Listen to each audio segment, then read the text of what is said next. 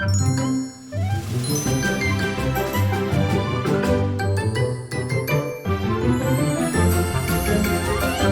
the Disneyland with Kids podcast, bringing you travel tips, park tidbits, and the best Southern California travel deals. Sometimes when you are at Disneyland, you're doing a lot of stuff, you think your kids are going to run out of energy, and they will prove you wrong.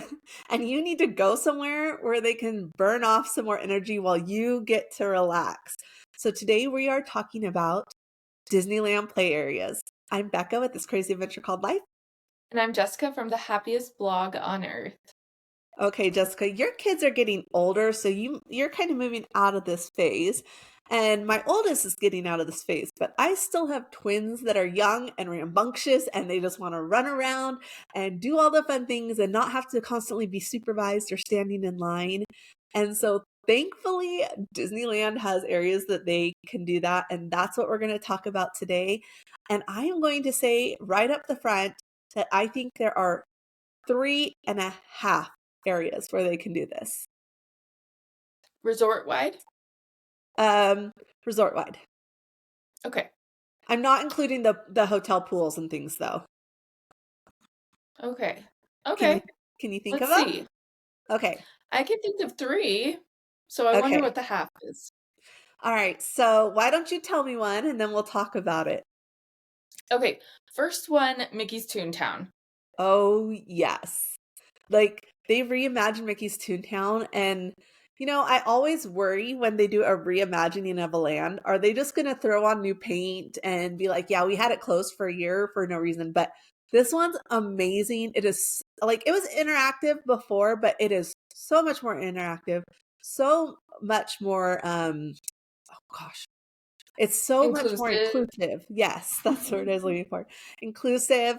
And it's really great. There's like stuff to do everywhere.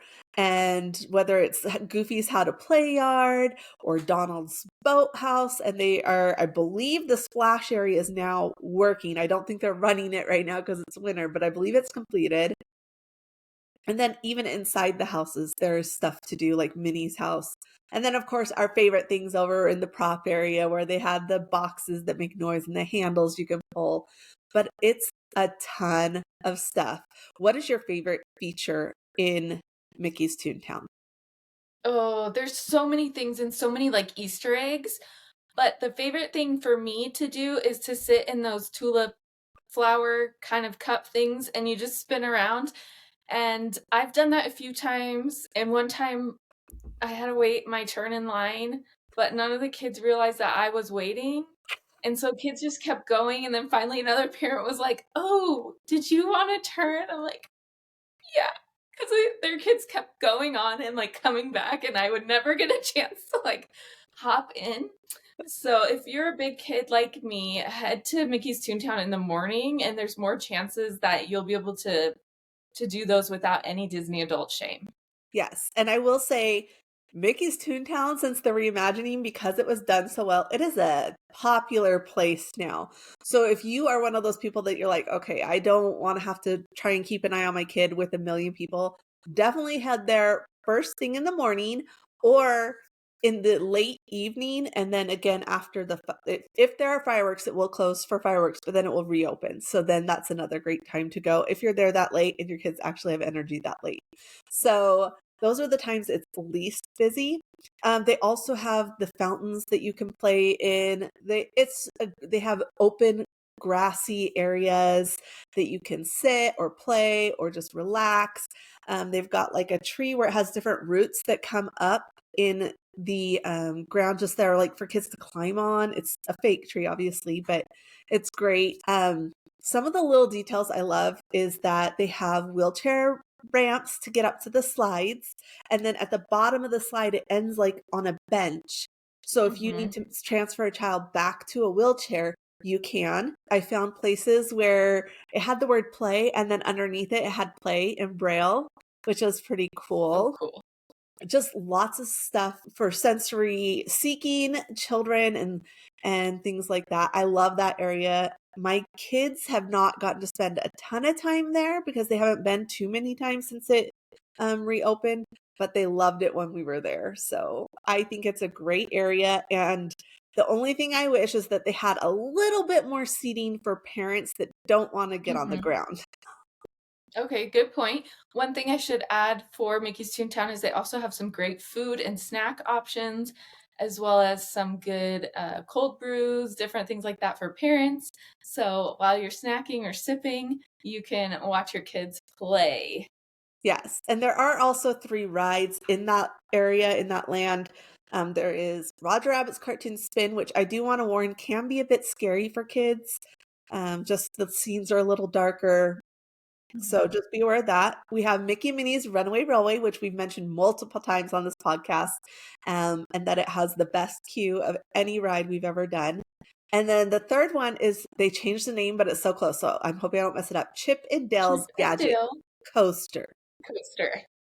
Winner! Yeah, it used to be Gadgets Go Coaster. So, um, now I will say Chippendale's Gadget Coaster is one that can get it does not have Fast Pass. It's the only one in the land, or I said Fast Pass, Jessica. Mhm. It does not have Genie Plus and a lightning lane. Definitely doesn't have Fast Pass. Nobody has Fast Pass anymore. But it's a small roller coaster, which it is a pretty good introductory roller coaster, but that line can get really long, and it's about a 30-second ride. Like, I could be wrong, it could be longer, but it feels like a Nope. 30-second ride. So It just be might even be aware. shorter. Yeah, it's really short. So just be aware, like, if you're gonna stand in a 40-minute line, you're only gonna get 30 seconds, but sometimes when it's your kid's first roller coaster, that 30 seconds traumatizes them enough. So, anyways, that's Toontown. So name Okay, another one. second one, I'm gonna say in Disneyland Park, and I am going to say, Tom Sawyer's Island, Pirate's Lair on Tom Sawyer Island, whatever Yeah. the proper Disney term is. Yes, this one's my kids' favorite. They love it because they can go exploring caves, they can climb. There's all these different, like, turn this wheel, but you have to use 2 people because it's heavy, and then a treasure comes up, or do this and the water level will go down or up, and they love it. Swinging bridges, lots of fun stuff. The bridges where there's barrels underneath the and then you run across, but if you go too slow, your feet get wet. They love it. There's also some of the reasons I like this is it is away from the park a lot, and there are so many people that don't know how to get there that it Yep. normally doesn't get super crowded unless it's a really busy time of year, and, even then, it's not awful. So you load across from the Haunted Mansion, there's a raft that you get on, and they take you over, and then, like, they'll bring you back as well. Yeah, Um and that part alone is super cool. Yeah, it is. A few other things that are on there, I love that they have bathrooms. They have 2 bathrooms, one in the front that's just normal bathrooms, and then in the back where the fort is, there is a companion bathroom, so they do have that. I still don't know if I would take a stroller or wheelchair over there because this Mhm. is like you're out in the on a trail, so it is kind of Mhm. bumpy. So unless you have done that before, you may not like it. But there's so much to do, and somewhere on there, there is a huge pirate treasure that you can find, and that's always Right. fun. What we do is because there's picnic tables also there, and so we will grab beignets, go over to the Pirate Slayer on Tom Sawyer's Island, and we can sit, have beignets, and then my husband and I can sit and talk or make our Genie Plus selections for later in the day while the kids go run around and burn off some energy. That's so perfect. I would say my go-to is to get, like, a frozen banana, Ooh, which are yeah. super frozen solid, so by the time I get over there, it's ready to eat, and I've even gone there by myself and just slowly done some walking around there, and there is so much, like, peace and zen to be found over there. That was one of my favorite times, like, alone at Disneyland, just walking around and enjoying the sights. Yeah. Okay, so what's our next play area? Next play area, I'm gonna move over to California Adventure Park and talk about Redwood Creek Challenge Trail.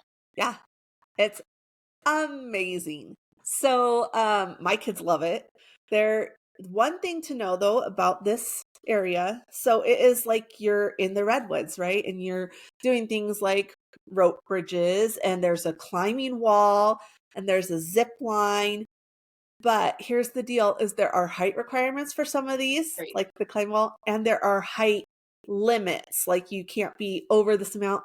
And the one that's really sad for my oldest because he has aged out, is that there is an age restriction to the zip line. You have to be under 12 years old, and he's a teen now, Mm, so he can no longer that's hard. do that. So he's really, really sad, but the zip line's a small one like you might find at a corn maze or something like that. It's not huge or anything. And there's just so much to do. There's slides, there's tons of stuff. What are some of your favorite features of that area? So there's different little like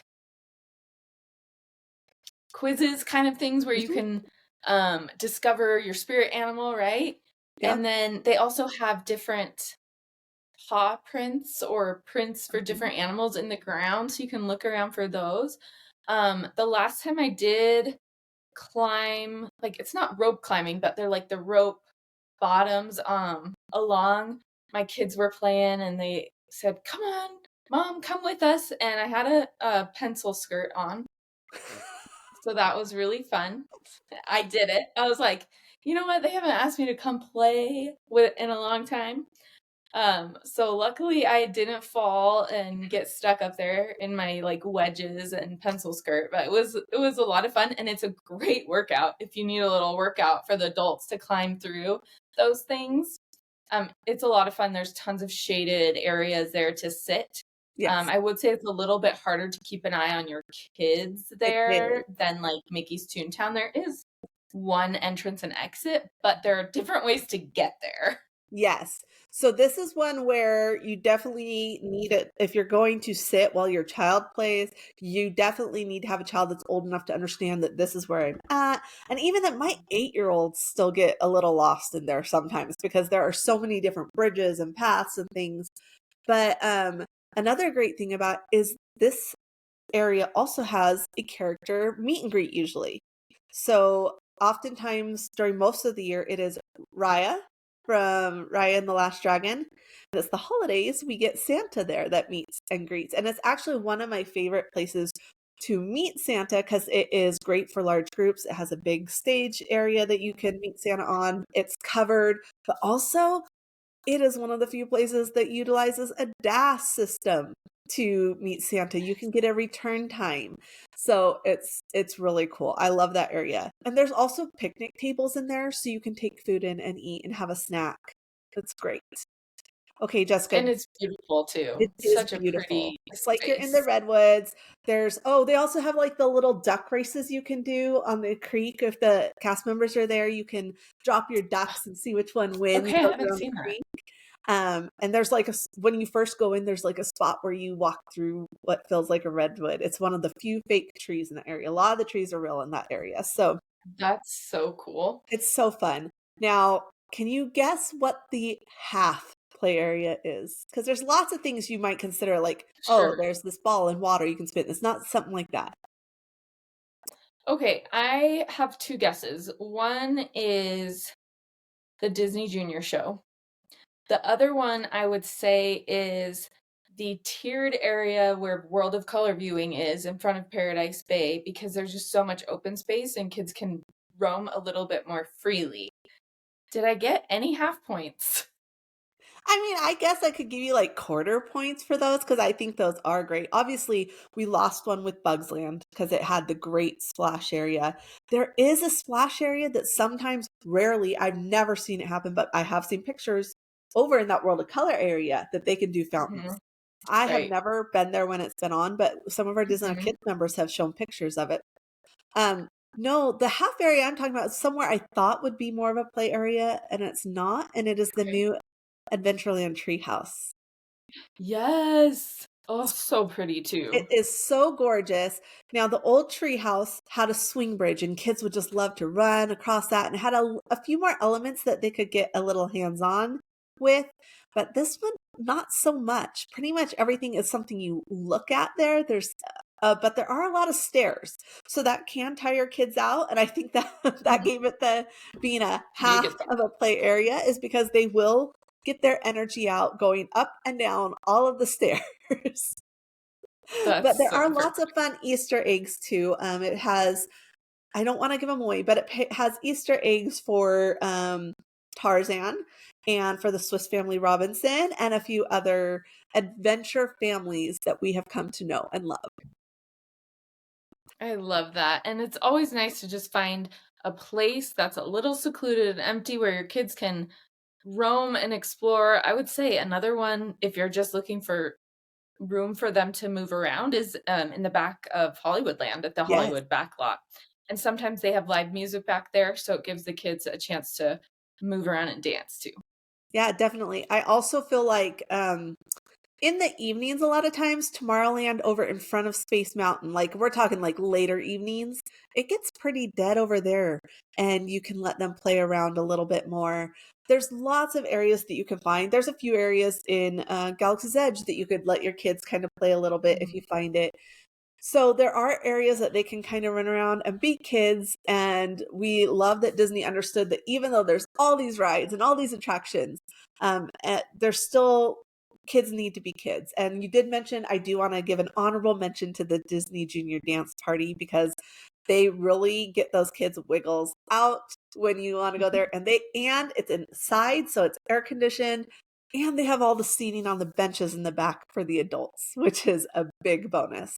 So there are lots of play areas. We wanna know about your favorite play areas. Go ahead and leave that in the comments or join the discussion in the Disneyland Kids Facebook group, and we will see you next week.